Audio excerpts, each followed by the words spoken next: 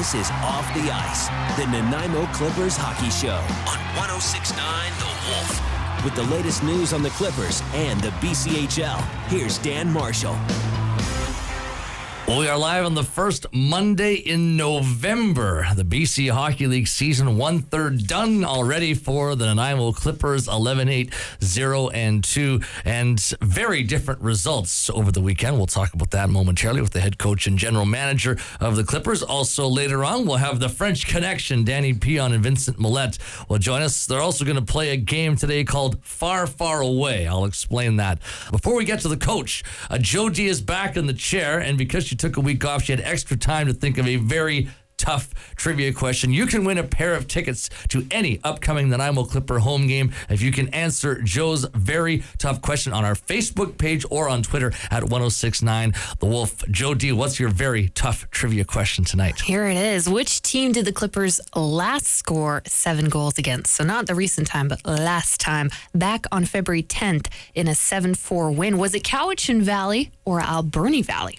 Very tough, but you got a 50-50 shot. You have to go back all the way to February if you remember that particular hockey game. Let's talk about getting 7 goals yesterday with the head coach and general manager of the Clippers. Coach, I would think in almost every sense, yesterday was exactly what your team needed. The offensive guys got going. Defense was perfect. The power play was going. Everything that you needed, I think, to go well, did go well. Yeah, it certainly did.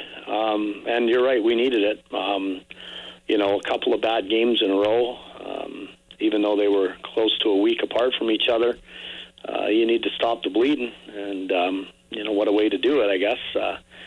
We had I'm not sure, sometimes, a team comes in its third game. A lot of times teams play really well in that situation, so I don't know if they were a little bit beat up on their side, a little tired, but you know what? I mean, either way, I still think we played pretty well.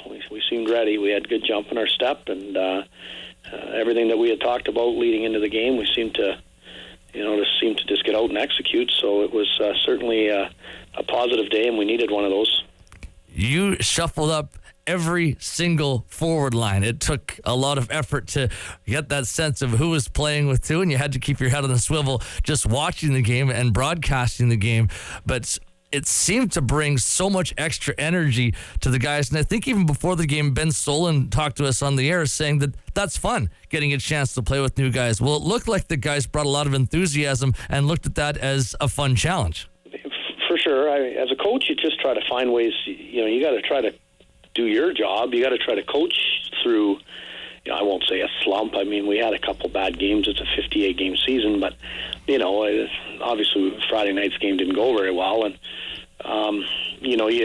you spend a lot of time thinking about ways that you can help the team. It's all you're trying to do is set up your players to succeed and obviously try to help the team win. And, as a coach, sometimes juggling things up is the best move you can make. I mean, we even switched all the deep pairings as well. So basically, every single part of our game, part of our team was different from Friday to Sunday. So obviously we felt change was needed. And we talked a lot about the spirit of and the passion and the enthusiasm that we wanted to see our team have. And Friday, it seemed as though our team was very nervous.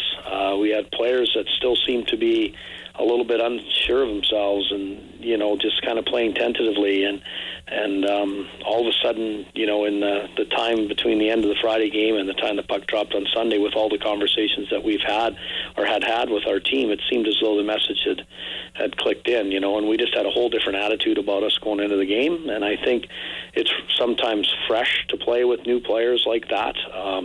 The lines that we created, they may not necessarily for the long haul be the best combinations, I'm not sure, but they certainly did create an immediate more fresh feel to everything. And we have a lot of good kids on our team. They enjoy picking each other up, and there's some interesting things that go on during a game that you can see guys. You mentioned Ben Solon, for example. If all of a sudden you have 2 of the younger forwards on the team as your line mates and you're a 19-year-old guy, the natural thing is that you have to become a leader, and he should be a leader, and I think that forces him into that role, and you could see that happening during the game, and that's going to help him be a better player.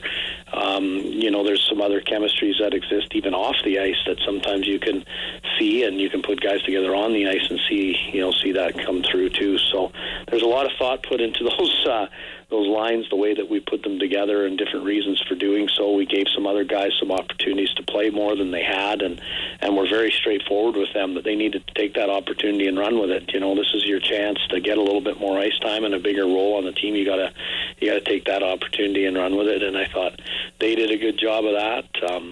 It was definitely an experiment that worked for a day anyway, but I guess we'll see how things go on Wednesday. And that's a big question, and it might be something that you're still toying with in your own mind. Things worked so well on Sunday.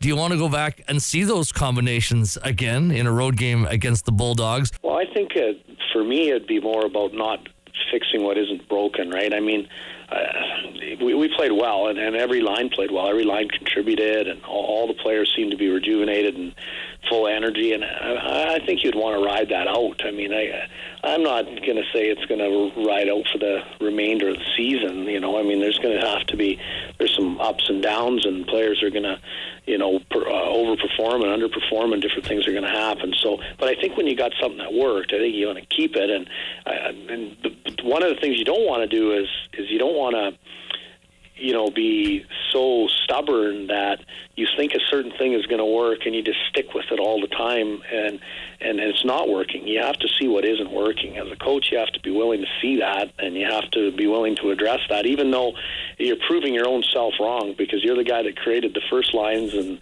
the first setup, and you want to believe that was the right thing, but sometimes it just runs into it just gets stale, and you have to be willing to see that, and then you make a change. And I mean, in this case, you probably ride it out a little while, and hopefully things go good. But if you start to see some issues in the lineup or some underperformance, you got to be willing to change your lines again and move some things around and increase certain people's roles and decrease other people's roles, and that's part of coaching. You have to be open-minded and see that, and then be willing to act on it. I think with our team this year, the way that the team is built, we have the ability to play around with that type of thing more than we did, say, last year. Probably a little bit more comparable to where we were a couple seasons ago, because we have a lot of people that can play different roles, and guys can kind of go all over that lineup, I think. And that's what I saw on Sunday was the ability to just play everybody, and that was a lot of fun for a change. Scoring goals, winning games, those are two obvious ways for a young, growing team to gain confidence. And there's other aspects of the game that I think as coaches, you want to push on the guys and say, if you do these things well, gain confidence from that. But for young hockey players, I think sometimes it's as simple as scoring and winning. That's where the confidence maybe needs to start from. Older guys can maybe start confidence from different things. I totally agree. I think a person like just to look at our current team, a guy like a Spencer Houston would feel real good about his game if he had an excellent night in the face-off circle, blocked a couple of shots, killed every single penalty, and was a good leader, and some of the intangibles, was out late in a game and maybe got some pucks out for us and made some big plays. And, I think he's been around long enough to recognize all of those important factors. Now, don't get me wrong, he likes to score too, and he needs to and wants to, but I think he sees a lot of that, more to it, and leaves the rink feeling, comfortable with his game or confident in himself,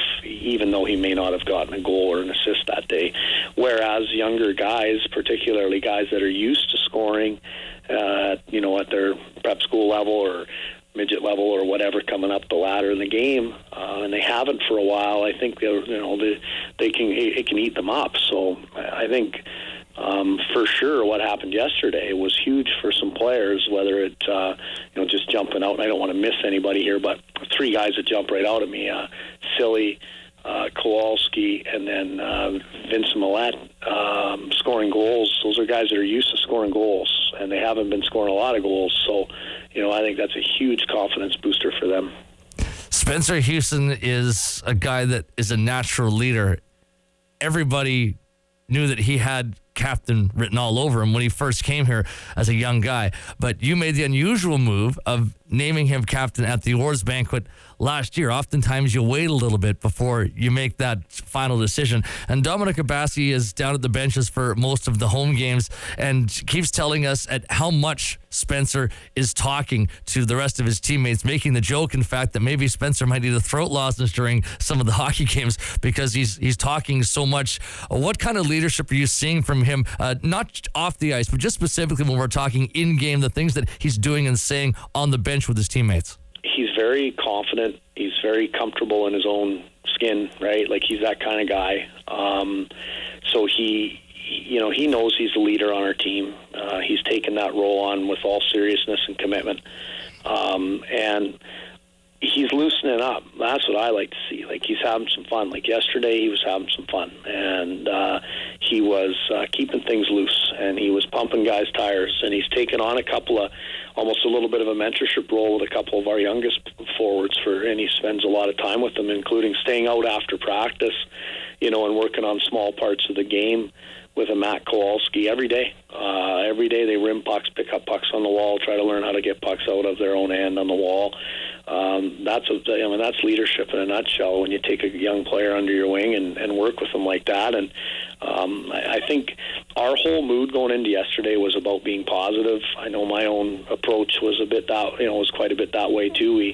We were very basic in what we were looking for from our team. We were really focusing on just some basic fundamentals, and then really focusing on our attitudes being positive. And Spencer bought right into that, right? So on a day like yesterday, he's more vocal than ever and just pumping guys' tires and keeping guys going in the right direction. And I think that was great. And we have other leaders on our team too. I won't mention a name here just because it's something that happened in the game that was private, and I never brought it up with anyone. But when we were scoring some goals later on, and the score was fairly comfortable in hand in the third period, we got another power play, and a certain player on our team that plays on the power play turned around and actually somewhat sternly told me exactly which line should be going out for the power play, and it wasn't the regular guys. It was basically our fourth line. He turned around and told me, you need to put those guys out for this power play. And I thought, what a great thing, and even if the coach was thinking that way or not, he was definitely not going to hide from wanting to make that comment. And what a team player, to say, it's 7-0 already. I think it was at the time, or 6 or 7. Let's give somebody else a chance here to go out and maybe score a goal. You're in a position with a couple of tough injuries right now. Lucas Finner's going to be out for a while yet, and he's a top 6 forward for your team. Sean Buchanan, we hope, is getting close to playing, but he's a guy that has top 4 defensemen, maybe top 2 defensemen in his pedigree. And you had to make a decision. Ian Beck is off the roster right now. And December 1st is a very important deadline where you have to get to a combination of 25 players on your roster and cards available. How tough is this right now for you? Because you've got injuries. Right now you're really down in terms of defensive depth. And that's a very important deadline for the general manager, Mike Vandekamp, and maybe for the coach, Mike Vandekamp, too. Yeah, it's going to be a tough one for sure because we are carrying an extra body with, a guy on the IR. We do need to have a look at our D core. I mean, there's 7D here. It depends what we decide to do permanently with Will Lenive, who, has played forward and D for us. But, with Will, that's a tough call. I thought he played really good yesterday. I think he has a lot to bring in. I'd still theoretically like to have 7 defensemen plus him. I think that would be the right move for us moving forward. And, our D-core is learning every day, and they're still having their ups and their downs sometimes, but we're learning every day. But I do think it's an area that we want to try to have a look at before that December 1st. Obviously, just the straight-out numbers. If you've got a guy in an IR, even though you can keep an extra player on the roster, technically that is eating up one of those 25 spots. So you got to have a look at whether you just want to keep a guy and play basically a sort of a man short, so to speak, and sort of go with the traditional 22-man roster. It's probably what we'll have to do because you got to manage the cards really smartly before, as you leave that deadline and head into that narrow time between then and the final trade deadline of January 10th. So it'll be an interesting time for sure, and it tends to go right down to the wire. As you know, there's probably a little bit of chatter leading up to that deadline, typically that week before, but it seems like everybody grinds it right out. And when you look at the standings in our league right now, it's an interesting time. Like, I think there's 6 teams, I think, in our 17-team league that have more points than us in the standings right now. And there's a whole bunch of teams that are kind of in the battle, and so typically I don't think you'll see a ton of moves necessarily, but it's going to be interesting, that's for sure. He's the head coach. He's the general manager of the Nanaimo Clippers, Mike Vandekamp, in our first segment here on Off the Ice. When we come back, the French Connection, Vincent Millette and Danny Pion.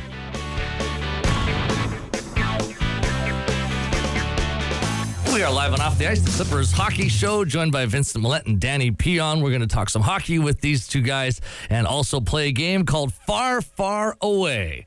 I'll explain what Far, Far Away is all about. The guys have no idea in a moment. But first of all, let's start with Vincent Millette. And Vincent, what a shot yesterday. It had been a while between goals for you. How good did that one feel? And take us through the play. It feels pretty good. It was I don't score for a long time, so it felt good to score a goal for our team. Your line when you're playing with Collins and Crozier, you guys had lots of chances.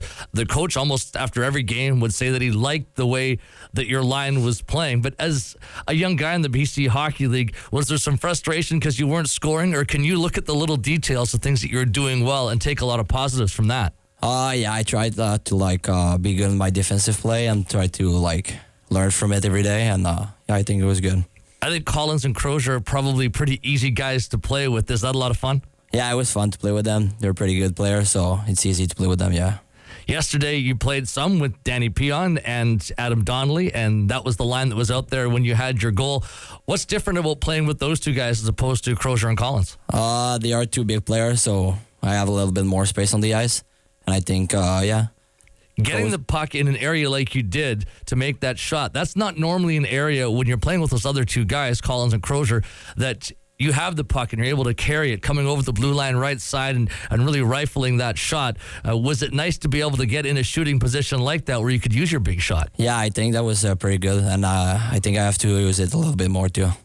Last 2 games before Sunday, they weren't very good games from a team standpoint. You're down 6-1 in both. You had the comeback against Powell River. What changed? Obviously, we could talk about line combinations, but what changed between the last 2 games and the game yesterday afternoon? I think all the guys just changed our attitude. We are a little bit more enthusiasm on the bench, and I think that's the big part. Alberni Valley's a huge rival of the Clippers, but you've only seen them preseason and a couple of times in the regular season. Does that rivalry, has it rubbed off on you yet that Alberni is one of your big rivals, even though you haven't seen them a lot? Yeah, all the guys talk about it every day, so yeah, we know that's a big rivalry, yeah. Good memories the last time you were in that building. Is that something that you can carry forward? Not just yesterday, good win, but you shut that team out in their building the last time you were there too. Yeah, that's a good part, yeah, for sure. Tell me about hockey in St. Leonard, playing in Quebec last year. You're almost a point a game player, but what was the hockey like there? It's not the same thing. It's not serious like here. I think here it's very serious, and in Quebec, I don't know, it was not a good thing for me. So I think that's why I came here. Is this an opportunity for you to get noticed, to get a scholarship? Certainly, I think the BC Hockey League, just by reputation, is an opportunity for you to get seen by a lot of hockey people. Yeah, it's the best junior league, so I think that's why I came here, to have a scholarship for sure. I think your team is a top team. Mike Vandekamp keeps talking about it. We're a top team. We want to have a bit of a swagger. Is it important that you guys don't look at the standings and see, oh, geez, we're in 4th place right now, but you think of yourselves as a top team in this league? Yeah, we're in 4th place in our division, but if you watch the other division, we're pretty good. We're going to be 2nd in probably each division, so yeah. Lots of time off last week, a 5 a.m. practice last week, but this week, a lot of games. Do you like that? You go Wednesday, Friday, Saturday. There's hardly any time to think. It's just 3 games in a 4-day span. Yeah, exactly. Like you said, you just play the game and don't really think about it. Yeah, it's pretty good. That's Vincent Millette. Let's bring in Danny Pion. And Danny, get really close to that microphone because we're going to need to hear you. There you go. He's leaning right in now. We had a great defenseman, Yanni Caldas, play here for a couple of years. Played in the same league that you played in last year. You played for Thetford Mines. Tell me about your team last year, and tell me about that league that you played in. We were not really good. We were really young, but I think they got pretty good player in this league. A little bit more serious than Junior AAA, I think. but I think the best team in Junior AAA is a little bit better than QCHL. But with the school, that's normal, I think. But for my team last year, this year they are pretty good because we were really young last year, and hopefully they're going to win the championship this year. You proved that you can score last year, and I think you have proved at the junior B level out here that you can score. You're a point-a-game player. But why come out to Nanaimo? How did you first find out that you wanted to come out all the way to Vancouver Island to play junior hockey? Probably my agent. He called me in the summer. He's like, "What's your plan for your career in hockey?" And I was like, "I want to play NCAA." And he's like, "If you want to play NCAA, you need to learn your English." And so going in the West, and he told me Nanaimo Clippers. So I came here for try the team, and I made the team. How much is it a change off the ice? You're coming a long way. You've got a few guys around town that you can speak French with, and nice to have a guy, I think, on your line yesterday that you can speak French with. But how's that part coming? Learning a little bit of a different culture out here, and everybody speaking English all the time out here. What's that been like? Yeah, that was tough for the start, but every day I learn more, and I just try to say the best in the room. And like the guy are really smart with me. Like when I did something wrong, they correct me every time, and they show me the best thing. You're doing what most guys have never done in their lives. You're being a part of two hockey teams right now. You're with the Clippers, you're practicing with them, you're also with the Nanaimo Buccaneers, and you're playing with them and playing very well. What's that like for you to be a part of two teams right now? That's good for me. I think I got a lot of ice, and just try to be my best every day and try to be better. When you went to the Nanaimo Buccaneers, it was a bit of a struggling team, but since you've been there, you've been playing at about a point a game, and also the team's winning hockey games. So it must be a lot of fun being a part of that group right now, the Buccaneers. Yeah, they got a really good player too.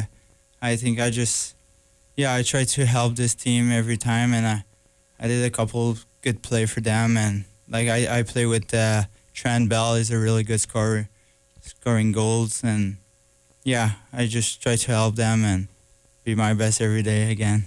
You get back up with the Clippers, you're playing yesterday. How much faster is it? Everyone says, oh, it's a lot faster, but you know, because you just played a game with the Bucks the night before. How much faster is the BCHL than the VIJHL? Much faster. I think so. We got more space in Junior B, I think, but it's different. Like here we got a system, so, and yesterday I just tried to be good on my systems, and I think I did well. How hungry are you after getting into a game yesterday to keep playing Junior A, to get more games with the Clippers right now? Yeah, that was fun. Like I think my last 5 games here in the Junior A was not really fun for a hockey player. Like I got not a lot of highs, but yesterday I did a lot of highs, and with Vincent Donnelly was a good game, and they were a good player, so that was good for me. It certainly was good for the whole team. A 7-0 win. Guys, you have a bell in front of you. Get your hand on that bell. We're going to play a game called Far, Far Away. I'm going to ask you 10 questions, and you need to tell me which one of these two things is farther away. There are no steals here. Joe's going to help me out. The first one to ring their bell will get to answer. And at the end of this, we've never done this before as a prize. We've given away cars on this show before, but we've never given away trucks. We have a grand prize for the winner of a brand new truck. Perfect. Excited about this. Yeah. It's huge. Let's get right into it. Far, far away, Vincent Millette against Danny Pion. First one to ring their bell will get to answer this question. Which is farther away, Alberni Valley or Cowichan Valley? Vincent Millette. Port Alberni. Is farther away. 1-0 Millette. Which is farther, Alberni Valley or Victoria? Danny Pion. Victoria. That is correct. It's a 1-1 tie. Which is farther, Trail or Prince George? Who was that, Joe? That was close. I'm going to have to say Vincent on that one. Which is farther? Prince George. Prince George is farther. 2-1 Millette. Which is farther, the moon or the sun? Danny Pion. Which is farther, the moon or the sun? Sun. The sun is farther, much farther. I'm glad you got that one right. It's a 2-2 game. Which is farther, Penticton or Wenatchee? Danny Pion. Wenatchee. Wenatchee is not farther. Penticton is farther by about 30 kilometers. They're very close. So it's still 2-2. It's okay. You don't lose points for being wrong. Question number 6. Which is farther, Prince Edward Island? You guys don't even know what I'm going to say. Who did you like there, Joe? That looked like almost a perfect tie. That was Danny for sure. Oh, Danny for sure. Okay. Which is farther? I don't like doing this because you should wait till I finish the question. Which is farther, Prince Edward Island or Japan? Japan. Japan is farther, much farther. 3-2 Pion. Which is farther? You guys should both know this. Montreal or Quebec City? Joe, who do you like there? That was Vincent. Vincent this time. Quebec City. Quebec City is farther. I have a 3-3 tie, Joe. Is that what you have? Correct. Which is farther, the North Pole or the South Pole? Danny Pion. South Pole. South Pole is farther. 4-3 Pion. Oh, this is tight right now. Which is farther, Jupiter or Mars? Who'd you like there, Joe? Danny. Danny again. Jupiter. Jupiter is farther. Final question. From where you're sitting right now, which is farther, Frank Crane Arena or the Nick? Vincent Millette. The Nick. The Nick is farther, but I believe we have Pion 5, Yeah. Millette 4. So the winner of a brand new truck, the very first truck we've ever given away on this show, is Danny Pion. It's the 4x4 Bigfoot. Be careful where you go with that. Congratulations. Look forward to try this. That may come out in the dressing room. I'm excited. I'm reminded of the Hanson brothers bringing out their toys. Maybe that's what'll happen. Scene from Slapshot revisited in the Clipper dressing room. Guys, good luck on Wednesday. Joanne D, trivia time. You have a very difficult question, but you made it multiple choice because we want to give away a pair of Clipper tickets to an upcoming game. Give us the question, the answer, and today's winner. I like to be a little bit tricky. Which team, You are tricky. Which team did the Clippers last score 7 goals against? It was February 10th. In a 7-4 win with Cowichan Valley or Alberni Valley? And the answer is A, Cowichan Valley. Cameron Staples guessed it very correctly on our Facebook page, as well as a lot of other people, but he was kind of the first one to get it. Way to go, Cameron. You have tickets now to, you could go Langley on Saturday night. You could go any Nanaimo Clipper home game for the rest of the season. And we do this each and every Monday here on Off the Ice. And November is now underway. I'm excited about next week already. We're going to have the goalies. I love the goalie show every year. So we're going to bring in Evan DeBrouwer and Austin Roden and talk all things goaltending next week. And I'm a wannabe ball hockey goalie, so that one's a lot of fun. The French Connection, Danny Pion was here along with Vincent Millette. They played a game called Far, Far Away. Vincent Millette won a brand new truck, a toy truck nonetheless. Mike Vandekamp joined us off the top, the head coach and general manager of the Clippers. 3 games this week, Nanaimo in Alberni Valley, Nanaimo in Cowichan, the only home game Saturday against Langley. For Joe D, this is Dan Marshall. Good night from Off the Ice. You've been listening to Off the Ice, the Clippers Hockey Show. Join us again next Monday night at 7 on Nanaimo's Rock, 106.9 The Wolf.